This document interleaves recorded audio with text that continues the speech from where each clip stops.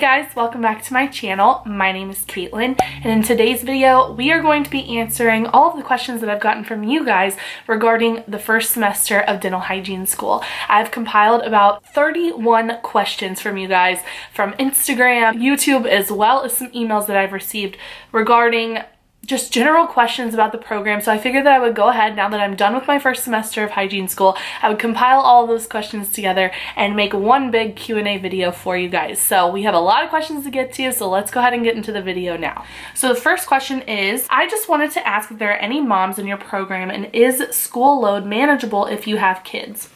Okay, in my program, out of 14 girls, 2 of them have kids, and so it's definitely tough, but if you want to do it, it's definitely doable. People obviously have a bunch of different situations. Some people have to work. I know one of the seniors are still working her last semester. She said that she didn't have an option. She said that she absolutely had to work. I don't know if she's working like how many hours she's working, but I know that she said that she absolutely has to work and she has no choice, and she made that work. You know, some people have to take care of family members, friends, kids, like whatever is happening in your life.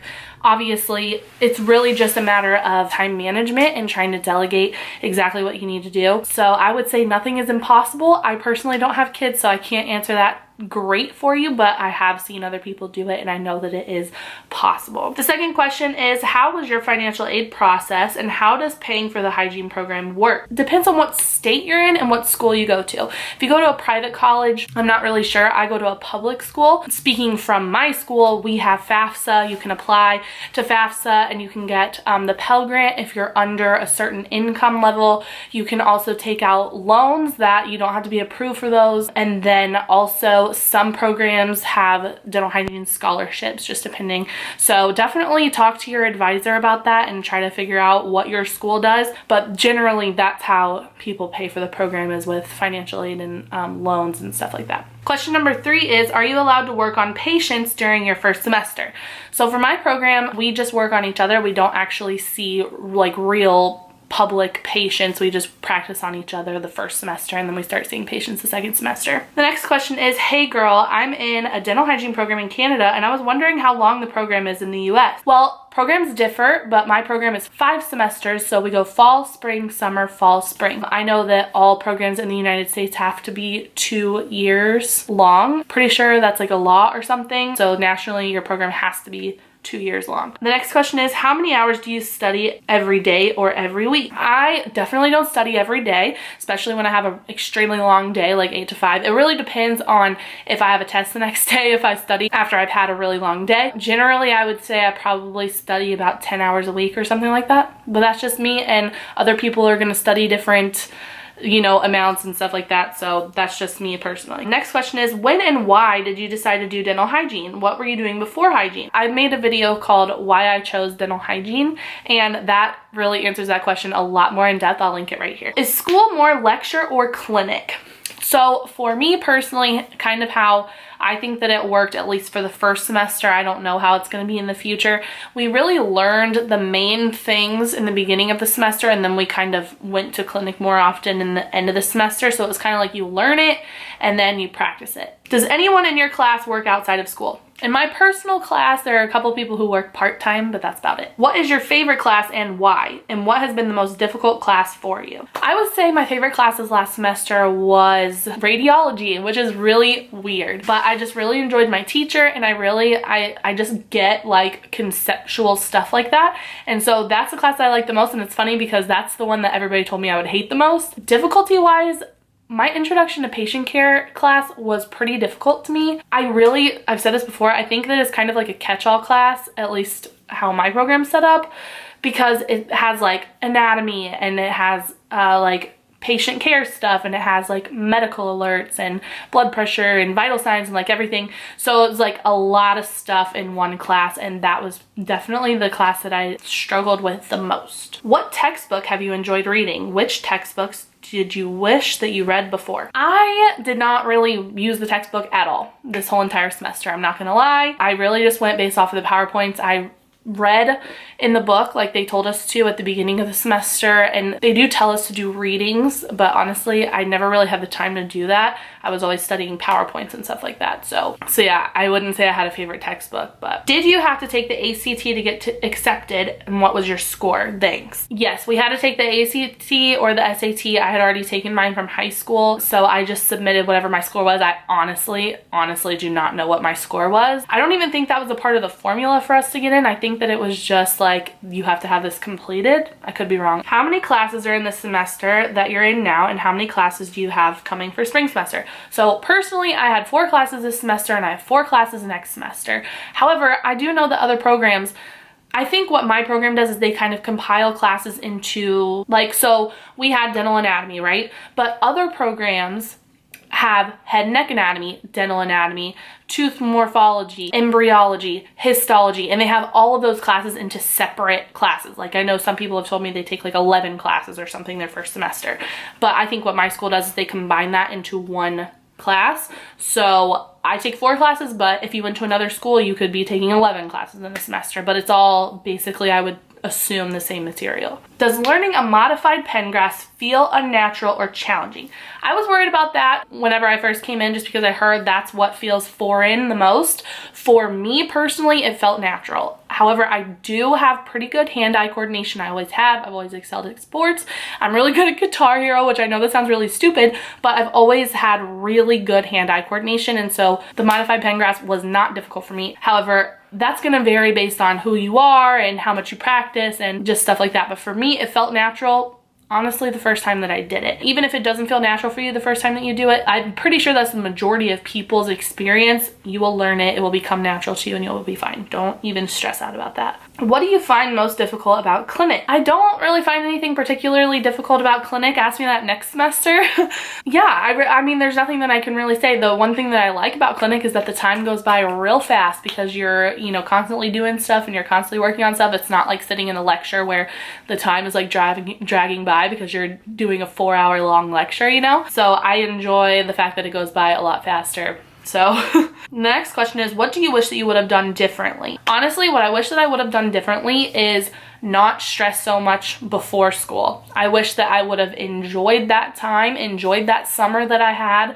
I wish that I hadn't have gotten books and tried to learn tooth numbers and tried to get a head start, because no matter how much of a head start you get, it's not honestly going to help you that much. It may help you in the first week, that's about it, and it's not really worth it. And I wish that I had have just relaxed and really enjoyed my summer and enjoyed the time that I had, instead of stressing and trying to, you know, make sure that I'm ready and like trying to get a head start and stuff like that. I don't recommend doing that. I recommend, honestly, sincerely trying to enjoy the time that you have, because your life will get very hectic very soon. The next question is, for the interview, when asked, tell me about yourself, what should I include? I touched on this on my tips on rocking your interview. I will link that right here, and I talked all about that. So I'm just gonna leave that there so that this video is not insanely long. How do you prepare for clinic sessions? There's nothing that you can really prepare for clinic sessions, honestly. I don't really know how to answer that. As of right now, ask me that next semester. Like I said, I'm not seeing patients, so it's really just going in there and practicing on each other. How did you feel about the exploring and probing skills assessment?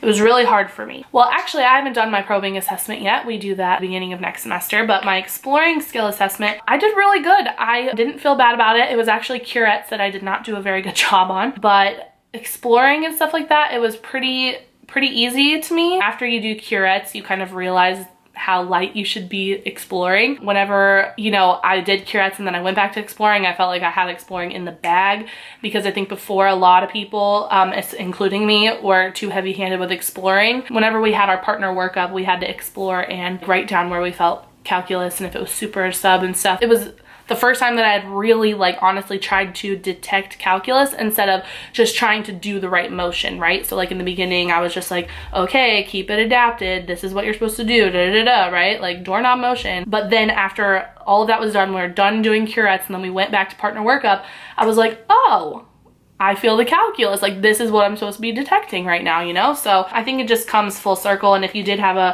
hard time with it, practicing, and the more you kind of go through this process, it'll get easier and easier for you. The next question is, do you guys not use typodonts to practice instrumentation? We don't practice on each other until after the final, LOL. Also, we use the wrist rocking motion with the probe instead of digital. I find it very interesting how each school is. Okay, so we did start on typodonts. We started practicing exploring on typodonts. We practiced curettes on typodonts before we did it. We probably practiced like 5 or 6 times on typodonts before we practiced on each other. And it's not like you're using a sickle or anything like that, so it's not like we're gonna like murder each other's gums and stuff, although we did poke each other a few times. Yeah, that's how our program's set up, but I know that other programs I know some programs started working on each other like first day or like the second day, like the first week or something like that. We didn't start working on each other till like week 4 or 5 or something like that. I think it just varies program by program, and I would just trust whatever program you have going on because they're there to teach you for a reason and they know what to do. So, and for probing, okay, so you use wrist rocking motion with the probe instead of digital. Yeah, we use finger motion for probing for sure. So, but you know, to each their own. I don't really know. It is very interesting how schools differ and stuff like that. That's pretty cool. And the next question is, I'd love to know what, if anything, you'd recommend doing or studying before the first semester of hygiene school. Would you recommend studying up on teeth numbers, anatomical positions, eruption dates, cranial nerves, anything at all? How many hours per day or week do you find yourself studying?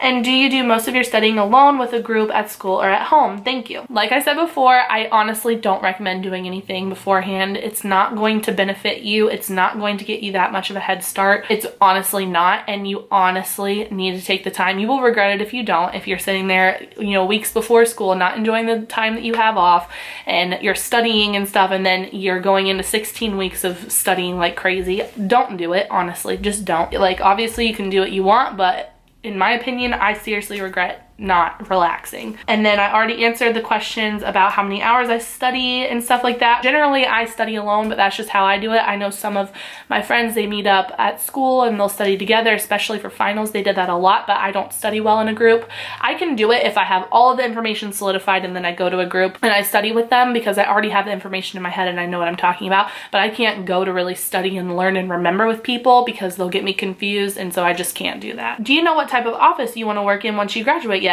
General, pediatrics?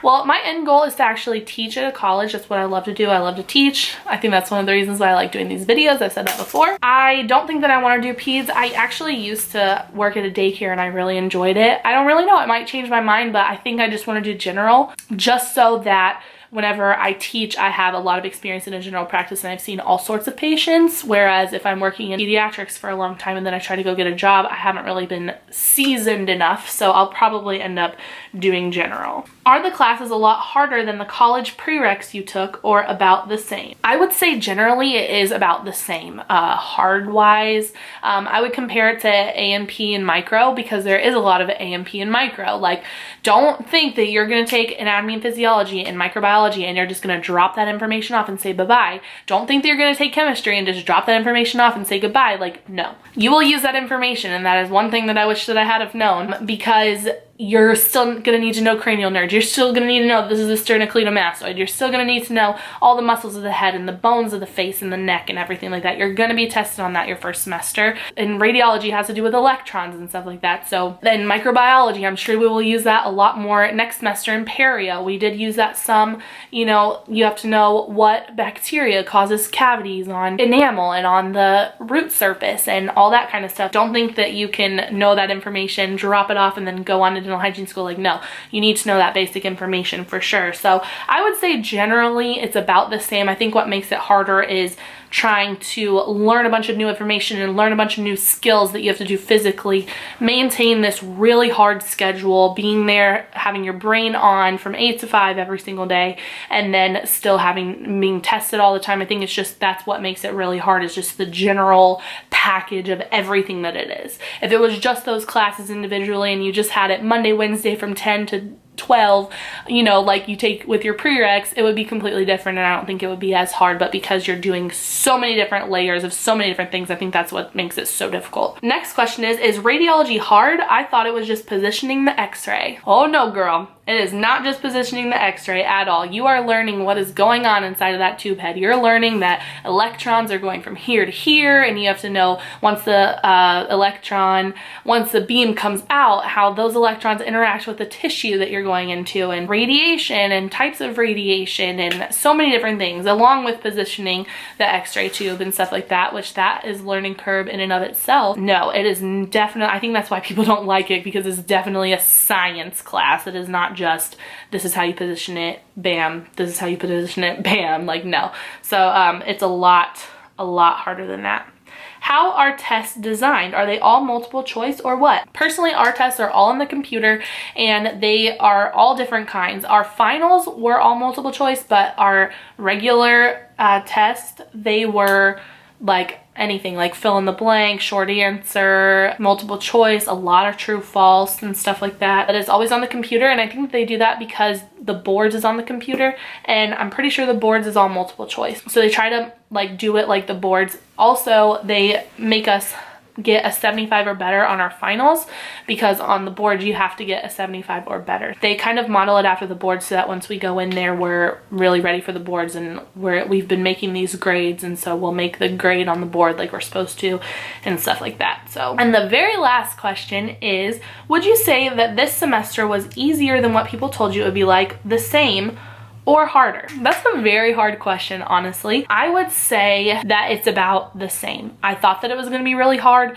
I thought that it was gonna be really physically challenging for me, just because I don't deal with stress well. I don't deal with really tough schedules. It's like I can deal with a schedule. I can deal with 8 to 5 if I was just going to work and coming home, but 8 to 5 and your brain is on 24/7 and you're learning all these new skills and you're around all these new people, and it's just like overstimulation. Then you have to come home and you have to study and all of that. It's just like very intense. So I was already like pretty stressed out and worried about how I was going to be able to handle that. But I would say that it's generally about the same, and I was expecting it to be very hard, and it was, honestly. And I think that's how this whole program is going to go. I'm kind of dreading it. I'm kind of dreading next semester. I'm not going to lie. Like, that's just how I am. I'm a worrier. I try not to. I try to think positively. I really try to just like remain positive and get excited about things, but I also worry about things. That's something that I'm working on a lot every day, but it's worth it. And anything in life worth doing is going to be difficult, and anything that's going to give you